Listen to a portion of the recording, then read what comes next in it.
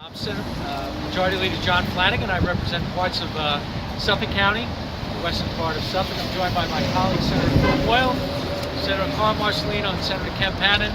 We are also speaking on behalf of Senator Ken Lamau, who's at a different event, and Senator Elaine Phillips, who's speaking to a major group in New York City right at this time. But they obviously join in our efforts to be with you here today. And I want to thank all of you for being here. If you recall, the last time we were here, we had Senator Phillips' bill that was introduced for the commuter fare relief fund to make sure that we could avoid any fare increases.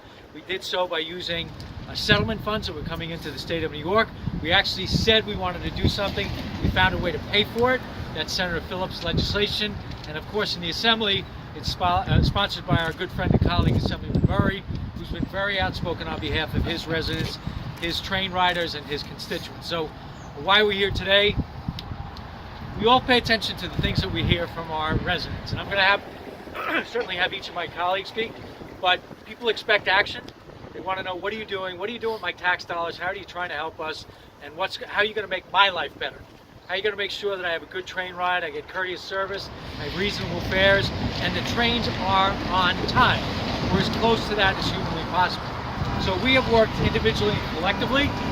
We've worked with our delegation, and we are today we're announcing $40 million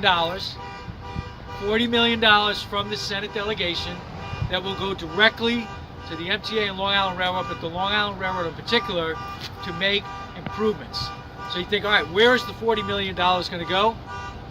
$40 million is going to go to the Long Island Plan, which has been advanced, Long Island Railroad Forward Plan, which has been advanced by the railroad under the leadership of Flanagan. Bill happens to be a constituent of mine, lives very close to my district office, but he does take the train, so he is obviously cognizant of that as a rider as well.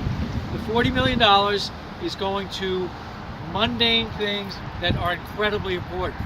Making sure that we have better signals, better communication, better on-time performance, things that exactly what constituents want, and the ridership of the Long Island Railroad. So I could go on, but I'm going to ask each of my colleagues to offer their own thoughts, and I want to thank Senator Carl Marcellino.